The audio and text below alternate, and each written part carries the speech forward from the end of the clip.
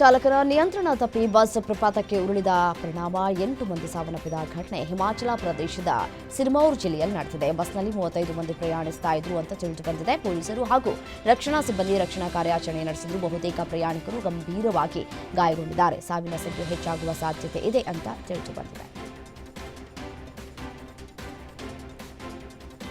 ಉತ್ತರ ಪ್ರದೇಶದ ಲಕ್ನೋದಲ್ಲಿ Ashok ಲೇಲ್ಯಾಂಡ್ನ electric bus ಉತ್ಪಾದನಾ ಘಟಕವನ್ನು ಕೇಂದ್ರ ಸಚಿವ ಎಚ್.ಡಿ. ಕುಮಾರಸ್ವಾಮಿ ಲೋಕಾರ್ಪಣೆ ಮಾಡಿದರು. ರಕ್ಷಣಾ ಸಚಿವ ರಾಜನಾಥ್ ಸಿಂಗ್, ಉತ್ತರ ಪ್ರದೇಶ ಮುಖ್ಯಮಂತ್ರಿ ಯೋಗಿ ಆದಿತ್ಯನಾಥ್, ಉಪಮುಖ್ಯಮಂತ್ರಿ ಕೇಶವ ಪ್ರಸಾದ್ ಶರ್ಮಾ ಅವರು ಈ ಸಮಾರಂಭದಲ್ಲಿ ಭಾಗಿಯಾಗಿದ್ದರು. ಈ ಮಹತ್ವದ ಯೋಜನೆಯು ಪ್ರಧಾನಿ ನರೇಂದ್ರ ಮೋದಿ ಅವರ ಮೇಕ್ ಇನ್ ಇಂಡಿಯಾ ಮತ್ತು ಆತ್ಮನಿರ್ಭರ ಭಾರತ ಪರಿಕಲ್ಪನೆಯಲ್ಲಿ ಉತ್ಪಾದನೆ ಮಾಡಲಾಗ್ತಾ ಇದೆ.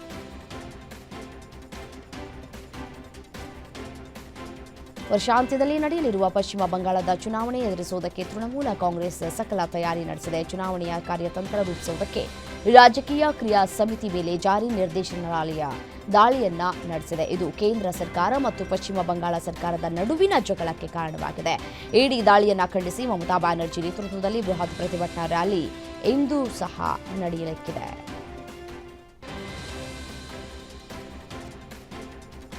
ಪಾಂಗ್ರಿ ಅಣೆಕಟ್ಟು ಯೋಜನೆಯ ಪರಿಣಾಮ ಭೂಮಿ ಕಳೆದುಕೊಂಡ ರೈತರು ತಮಗೆ ಸರಿಯಾದ ಪರಿಹಾರ ಸಿಕ್ಕಿಲ್ಲ ಅಂತ ವಿಶಿಷ್ಟ ರೀತಿಯಲ್ಲಿ ಪ್ರತಿಭಟನೆ ನಡೆಸಿದ ಘಟನೆ ಮಧ್ಯಪ್ರದೇಶದ ಬರ್ಹಾನ್ಪುರ ಜಿಲ್ಲೆಯಲ್ಲಿ ನಡೆದಿದೆ. ಸೊಂಟಕ್ಕೆ ಬಾಳೆ ಎಲೆ ಕಟ್ಟಿ ತಲೆಗೆ ತೇಗದ ಎಲೆಯ ಕಿರೀಟವನ್ನು ಧರಿಸಿದ ರೈತರು ಭೂ ಹಕ್ಕುಗಳಿಗಾಗಿ ಪ್ರತಿಭಟನೆಯನ್ನು ನಡೆಸಿದ್ದಾರೆ. ಬುರ್ಹಾನುಪುರ ಜಿಲ್ಲೆಯಲ್ಲಿ ಪಾಂಗ್ರಿ ಅಣೆಕಟ್ಟು ಯೋಜನೆಯಿಂದಾಗಿ ಸಂತ್ರಸ್ತರಾಗಿರುವಂತಹ ಮಧ್ಯಪ್ರದೇಶದ ರೈತರು ಸರ್ಕಾರದ ವಿರುದ್ಧ ಕಿಡಿಕಾರಿದ್ದಾರೆ. ಕೆಲಸದ ಒತ್ತಡವನ್ನು ತಾಳಲಾರದೆ ಸಾಕೇತ್ ಕೋರ್ಟ್ನ ವಿಶೇಷ ಚೇತನ ಸಿಬ್ಬಂದಿ ಕಟ್ಟಡದಿಂದ ಹಾರಿ ಆತ್ಮಹತ್ಯೆಯನ್ನು ಮಾಡಿಕೊಂಡಿರುವಂತಹ ಘಟನೆ ನಡೆದಿದೆ. ದೆಹಲಿಯ ಸಾಕೇತ್ ಜಿಲ್ಲಾ ನ್ಯಾಯಾಲಯ ಸಂಕೀರ್ಣದ ಕಟ್ಟಡದಿಂದ ಜಿಗಿದು ಆತ್ಮಹತ್ಯೆಗೆ ಹರೀಶ್ ಸಿಂಗ್ ಮಹಾರ್ ಶರಣಾಗಿದ್ದಾರೆ. ಸ್ಥಳದಲ್ಲಿ ಡೆತ್ ನೋಟ್ ಲಭ್ಯವಾಗಿದ್ದು ಪೊಲೀಸರು ತನಿಖೆಯನ್ನು ಕೈಗೆತ್ತಿಕೊಂಡಿದ್ದಾರೆ. ಕೆಲಸದ ಒತ್ತಡವೇ ಆತ್ಮಹತ್ಯೆಗೆ ಕಾರಣ ಅನ್ನುವುದು ಮೇಲ್ನೋಟಕ್ಕೆ ತಿಳಿದುಬಂದಿದೆ. ಜಾರಿ ನಿರ್ದೇಶನಾಲಯವು ಕೋಲ್ಕತ್ತಾದ ರಾಜಕೀಯ ಸಲಹಾ ಸಂಸ್ಥೆ ಐಪಿಎಸಿ ಕಚೇರಿ ಮತ್ತು ಅದರ ಹಿರಿಯ ಅಧಿಕಾರಿ ಪ್ರತೀಕ್ ಜೈನ್ ನಿವಾಸ ಸೇರಿದಂತೆ ಹಲವು ಸ್ಥಳಗಳಲ್ಲಿ ದಾಳಿಯನ್ನು ನಡೆಸಿತು. ಇಡಿ ದಾಳಿ ನಡೆಸಿದ ವೇಳೆ ರಾಜಕೀಯ ಸಲಹಾ ಸಂಸ್ಥೆ ಐಪಿಎಸಿ ಕಚೇರಿಗೆ ನುಗ್ಗಿ ಸಿಎಂ ಮಮತಾ ಬ್ಯಾನರ್ಜಿ ಪ್ರಮುಖ ಮಾಹಿತಿಯುಳ್ಳ ಫೈಲೊಂದನ್ನು ತಂದಿದ್ರು. ಈ ಘಟನೆಗೆ ಸಂಬಂಧಪಟ್ಟಂತೆ ದೀದಿ ವಿರುದ್ಧ ಕಳ್ಳತನದ ಮತ್ತು ಈ ಕ್ರಿಮಿನಲ್ ಅತಿಕ್ರಮಣ ಆರೋಪ ಹಾಗೂ ಸಾರ್ವಜನಿಕ ಸೇವಕರಿಗೆ ಅಡ್ಡಿಪಡಿಸಿ ದುರ್ವರ್ತನೆ ಆರೋಪದ ಮೇಲೆ ಪೊಲೀಸರು ಸ್ವಯಂ ಪ್ರೇರಿತವಾಗಿ ಪ್ರಕರಣವನ್ನು ದಾಖಲಿಸಿ 2 ಎಫ್ಐಆರ್ ಹಾಕಿದ್ದಾರೆ.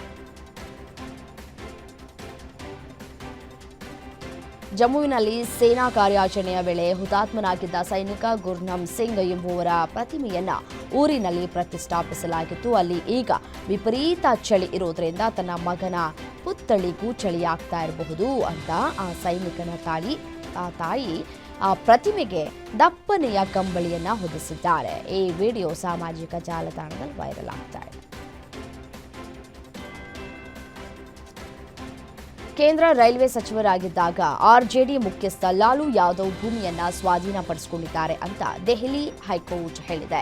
2004 ಮತ್ತು 2009 ನಡುವಿನ ಯುಪಿಎ ಅವಧಿಯಲ್ಲಿ ಲಾಲು ಯಾದವ್ ರೈಲ್ವೆ ಸಚಿವರಾಗಿದ್ದರು. ಲಾಲು ಪ್ರಸಾದ್ ಯಾದವ್ ಕುಟುಂಬದವರ ವಿರುದ್ಧ ಭ್ರಷ್ಟಾಚಾರ, ವಂಚನೆ ಮತ್ತು ಕ್ರಿಮಿನಲ್ ಪಿತೂರಿಯನ್ನ ಹೊರಿಸಲಾಗಿದೆ. ಭಾರತೀಯ ರೈಲ್ವೆಯಲ್ಲಿ ಸಾರ್ವಜನಿಕ ಉದ್ಯೋಗವನ್ನ ಸ್ಥಿರ ಆಸ್ತಿಗಳನ್ನು ಪಡೆಯುವುದಕ್ಕೆ ಚೌಕಾಶಿ ಚಿಪ್ ಆಗಿ ಬಳಸಿಕೊಳ್ಳಲಾಗಿದೆ ಅಂತ ಆರೋಪಿಸಲಾಗಿದೆ. ಭಾರತವು ಅಮೆರಿಕದೊಂದಿಗೆ ಪರಸ್ಪರ ಪ್ರಯೋಜನಕಾರಿ ವ್ಯಾಪಾರ ಒಪ್ಪಂದದಲ್ಲಿ ಆಸಕ್ತಿ ಹೊಂದಿದೆ. ಅಮೆರಿಕ ಮತ್ತು ಭಾರತದ ನಡುವೆ ಯಾವುದೇ ಅಸಮತೋಲಿತ ಸಂಬಂಧ ಏರ್ಪಟ್ಟಿಲ್ಲ ಅಂತ ವಿದೇಶಾಂಗ ಕಾರ್ಯದರ್ಶಿ ಜೈಸ್ವಾಲ್ ಹೇಳಿದ್ದಾರೆ. ಈಗಾಗಲೇ ಹಲವು ಹಂತಗಳಲ್ಲಿ ಎರಡೂ ದೇಶಗಳು ಒಪ್ಪಂದಕ್ಕೆ ಸಹಮತವನ್ನು ವ್ಯಕ್ತಪಡಿಸಿದ್ದೇವೆ. ಎರಡು ಪೂರಕ ಆರ್ಥಿಕತೆಗಳ ನಡುವಿನ ಪರಸ್ಪರ ಪ್ರಯೋಜನಕಾರಿ ವ್ಯಾಪಾರ ಒಪ್ಪಂದದಲ್ಲಿ ನಾವು ಆಸಕ್ತಿಯನ್ನು ಹೊಂದಿದ್ದೇವೆ ಅಂತ ತಿಳಿಸಿದರು. ಇರಾನ್ನಲ್ಲಿ ಖಮೇನಿ ನೇತೃತ್ವದ ಇಸ್ಲಾಮಿಕ್ ಆಡಳಿತದ ವಿರುದ್ಧ ನಡೀತಾ ಇರುವಂತಹ ಪ್ರತಿಭಟನೆಗಳು 13 ದಿನಕ್ಕೆ ಕಾಲಿಟ್ಟಿವೆ. ಈ ಖಮೇನಿ ಸರ್ಕಾರವು ಪ್ರತಿಭಟನೆಗಳನ್ನು ದಮನ ಮಾಡುವುದಕ್ಕೆ ಆಡಳಿತ ಕ್ರಮಗಳನ್ನು ತೀವ್ರಗೊಳಿಸಿರುವಂತಹ ಬೆನ್ನಲ್ಲೇ ವೃದ್ಧ ಮಹಿಳಾ ಪ್ರತಿಭಟನಾಕಾರರೊಬ್ಬರು ಇಸ್ಲಾಮಿಕ್ ಆಡಳಿತವನ್ನು ಧಿಕ್ಕರಿಸುತ್ತಿರುವಂತಹ ವಿಡಿಯೋ ಒಂದು ವೈರಲ್ ಆಗಿದೆ. ವೈರಲ್ ಆದ ವಿಡಿಯೋದಲ್ಲಿ ವೃದ್ಧ ಮಹಿಳೆಯು ಬಾಯಿಯಿಂದ ರಕ್ತಸ್ರಾವ ಆಗ್ತಾ ಇದ್ರೂ ಲೆಕ್ಕಿಸದೆ ಸರ್ಕಾರದ ವಿರುದ್ಧ ಅಧಿಕಾರದ ಘೋಷಣೆಯನ್ನು ಕೂಗಿದ್ದಾಳೆ. ಲೈಂಗಿಕ ಚಿತ್ರಗಳ ಬಳಕೆಗಾಗಿ ಟೆಸ್ಲಾ ಸಿಇಒ ಎಲಾನ್ ಮಸ್ಕ್ ಒಡೆತನದ ಎಕ್ಸ್ ಅನ್ನು ನಿಷೇಧಿಸುವುದಕ್ಕೆ ಬ್ರಿಟನ್ ಚಿಂತನೆ ನಡೆಸಿದೆ. ವಿಶ್ವದಾದ್ಯಂತ ಕೋಟ್ಯಾಂತರ ಮಂದಿ ಬಳಸ್ತಾ ಇರುವಂತಹ ಸಾಮಾಜಿಕ ಮಾಧ್ಯಮದ ಈ ಒಂದು ಖಾತೆಯಾದ ಎಕ್ಸ್ನ ಕೃತಕ ಬುದ್ಧಿಮತ್ತೆ ಚಾಟ್ ಬಾಟ್ನಲ್ಲಿ ಗ್ರೋಕ್ ಬಳಸಿ ಮಕ್ಕಳ ಲೈಂಗಿಕ ದೌರ್ಜನ್ಯದ ಚಿತ್ರಗಳನ್ನು ರಚಿಸಲಾಗಿದೆ. ಇದು ಕಂಡು ಬಂದಂತಹ ಬಳಿಕ ಯುಕೆ ಪ್ರಧಾನಿ ಕೀರ್ ಸ್ಟಾರ್ಮರ್ ಅವರು ಯುಕೆಯಲ್ಲಿ ಎಕ್ಸ್ ನಿಷೇಧಕ್ಕೆ ಚಿಂತನೆಯನ್ನು ಮಾಡ್ತಾ ಇದ್ದಾರೆ.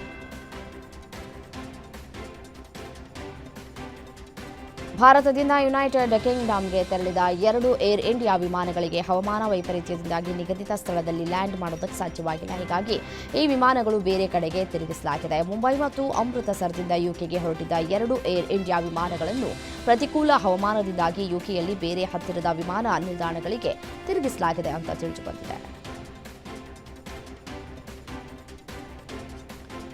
ಕಳೆದ ಕೆಲವು ದಿನಗಳಿಂದ ಇರಾನ್ನಲ್ಲಿ ಹಿಂಸಾಚಾರ ಭುಗಿಲೆದ್ದಿದ್ದು ಸರ್ವಾಧಿಕಾರಿ ವಿರುದ್ಧ ಜನರು ಬೀದಿಗಿಳಿದು ಪ್ರತಿಭಟನೆಯನ್ನು ನಡೆಸ್ತಾ ಇದ್ದಾರೆ. ಈ ಮಧ್ಯೆ ಇರಾನ್ ಅಯತೊಲ್ಲಾ ಅಲಿ ಖಮೇನಿ ದೇಶವನ್ನು ಉದ್ದೇಶಿಸಿ ಮಾತನಾಡಿದ್ದಾರೆ. ಅಮೆರಿಕದ ಅಧ್ಯಕ್ಷ ಡೊನಾಲ್ಡ್ ಟ್ರಂಪ್ ಅವರಿಗೆ ನಿಮ್ಮ ದೇಶದ ಸಮಸ್ಯೆಗಳ ಮೇಲೆ ಕೇಂದ್ರೀಕರಿಸಿ ಬೇರೆ ದೇಶಗಳ ಆಡಳಿತದಲ್ಲಿ ಕೈ ಹಾಕದಂತೆ ಎಚ್ಚರಿಕೆಯನ್ನು ನೀಡಿದ್ದಾರೆ. ಡೆನ್ಮಾರ್ಕ್ನ ಸ್ವಾಯತ್ತ ಪ್ರಾಂತ್ಯವಾದ ಗ್ರೀನ್ಲ್ಯಾಂಡ್ ಅನ್ನು ಕೊಂಡುಕೊಳ್ಳುವುದಕ್ಕೆ ಅಮೆರಿಕ ಮುಂದಾಗಿದೆ. ಅಮೆರಿಕ ಇಲ್ಲಿನ ಜನರಿಗೆ ಹಣ ಕೊಟ್ಟು ಡೆನ್ಮಾರ್ಕ್ನಿಂದ ಪ್ರತ್ಯೇಕವಾಗುವಂತೆ ಪ್ರಚೋದನೆ ನೀಡುತ್ತಾ ಇದೆ. ಇದಕ್ಕಾಗಿ ಪ್ರತಿಯೊಬ್ಬ ಪ್ರಜೆಗೆ 9 ಲಕ್ಷ ರೂಪಾಯಿಗಳಿಂದ ಹಿಡಿದು 90 ಲಕ್ಷದವರೆಗೂ ಕೂಡ ಆಮಿಷವನ್ನು ನೀಡಲಾಗ್ತಾ ಇದೆ ಎನ್ನುವಂತಹ ಸ್ಫೋಟಕ ಮಾಹಿತಿ ಹೊರಬಿದ್ದಿದೆ.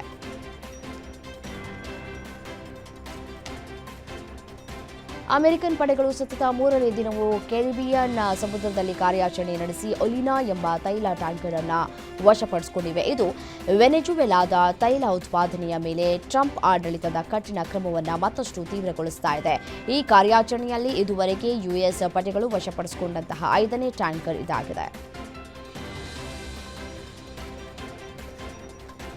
ಭಾರತ ಹಾಗೂ ನ್ಯೂಜಿಲೆಂಡ್ ನಡುವಣ ಏಕದಿನ ಸರಣಿಗೆ ದಿನಗಣನೆ ಆರಂಭವಾಗಿದೆ. ಮೊದಲ ಪಂದ್ಯ ನಾಳೆ ವಡೋದರದ ಬಿಸಿಎ ಕ್ರೀಡಾಂಗಣದಲ್ಲಿ ನಡೆಯಲಿದೆ. ಶುಭ್ಮನ್ ಗಿಲ್ ನಾಯಕತ್ವದಲ್ಲಿ ಭಾರತ ತಂಡ ದಕ್ಷಿಣ ಆಫ್ರಿಕಾ ವಿರುದ್ಧದ ಏಕದಿನ ಸರಣಿಯನ್ನ ಗೆದ್ದಿತ್ತು. ಇದೀಗ ಅದೇ ಲಯವನ್ನ ನ್ಯೂಜಿಲೆಂಡ್ ಏಕದಿನ ಸರಣಿಯಲ್ಲಿಯೂ ಮುಂದುವರಿಸುವುದಕ್ಕೆ ಎದುರು ನೋಡ್ತಾ ಇದೆ. ಈ ಸರಣಿಯಲ್ಲಿಯೂ ಶುಭ್ಮನ್ ಗಿಲ್ ಭಾರತ ತಂಡವನ್ನ ಮುನ್ನಡೆಸಲಿದ್ದಾರೆ. ಮಲೇಷ್ಯಾ ಓಪನ್ ಸೂಪರ್ ಬ್ಯಾಟ್ಸ್ಮನ್ ಒಂದು ಕಡೆ ಬ್ಯಾಡ್ಮಿಂಟನ್ ಟೂರ್ನಮೆಂಟ್ನಲ್ಲಿ ಭಾರತದ ಪಿವಿ ಸಿಂಧು ಸೆಮಿಫೈನಲ್ಗೆ ಲಗ್ಗೆಯನ್ನು ಇಟ್ಟಿದ್ದಾರೆ. ಗಾಯದ ಸಮಸ್ಯೆಯಿಂದ ದೀರ್ಘಕಾಲ ವಿಶ್ರಾಂತಿಯನ್ನು ಪಡೆದುಕೊಂಡು ಮರಳಿದಂತಹ ಮಾಜಿ ವಿಶ್ವ ಚಾಂಪಿಯನ್ ಸಿಂಧು ಹಾಲಿ ವಿಶ್ವ ಚಾಂಪಿಯನ್ ಮತ್ತು ವಿಶ್ವದ ನಂಬರ್ 3 ಯಮಗುಚಿ ವಿರುದ್ಧ 21-11 ಅಂತರದಲ್ಲಿ ಮೊದಲ ಗೇಮ್ ಗೆದ್ದರು. ಈ ಗೆಲುವಿನಿಂದ ವಿಶ್ವದ 18ನೇ ಶ್ರೇಯಾಂಕಿತೆ ಸಿಂಧು ಅವರ ಯಮಗುಚಿ ವಿರುದ್ಧದ ಹೆಡ್ ಟು ಹೆಡ್ ದಾಖಲೆಯನ್ನು 15-12ಕ್ಕೆ ಏರಿಸಿತು.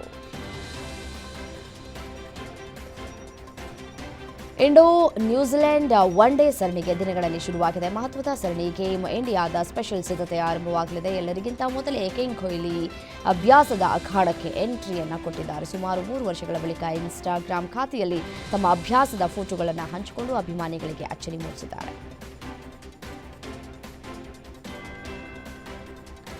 ಅಂಡರ್ 19 ತಂಡದ ನಾಯಕ ವೈಭವ್ ಸೂರ್ಯವಂಶಿ ಆರ್ಭಟಕ್ಕೆ ದಾಖಲೆಗಳು ಪೀಸ್ ಆಗ್ತಿವೆ. ಈ ಹಿಂದೆ ಇಂಗ್ಲೆಂಡ್, ಆಸ್ಟ್ರೇಲಿಯಾದಲ್ಲಿ ದರ್ಬಾರ್ ನಡೆಸಿದಂತಹ ವೈಭವ್ ಇದೀಗ ಸೌತ್ ಆಫ್ರಿಕಾದಲ್ಲೂ ಶೈನ್ ಆಗ್ತಾ ಇದ್ದಾರೆ.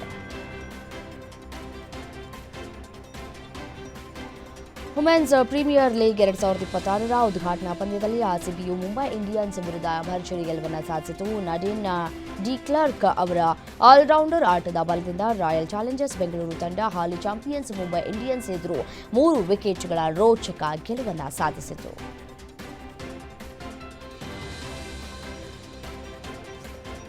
ತಮಿಳು ನಟ ವಿಜಯ್ ನಟಿಸಿರುವ ಜನನಾಯಕನ್ ಸಿನಿಮಾ ಬಿಡುಗಡೆಗೆ ಸೆನ್ಸಾರ್ ಸರ್ಟಿಫಿಕೇಟ್ ನೀಡುವಂತೆ ಮದ್ರಾಸ್ ಹೈಕೋರ್ಟ್ ಆದೇಶವನ್ನು ನೀಡಿತು. ಆದರೆ ಶುಕ್ರವಾರ ಮದ್ರಾಸ್ ಹೈಕೋರ್ಟ್ ಸಿಜೆ ನೇತೃತ್ವದ ಪೀಠ ಸರ್ಟಿಫಿಕೇಟ್ ನೀಡುವುದಕ್ಕೆ ತಡೆಯಾಜ್ಞೆ ನೀಡಿದೆ.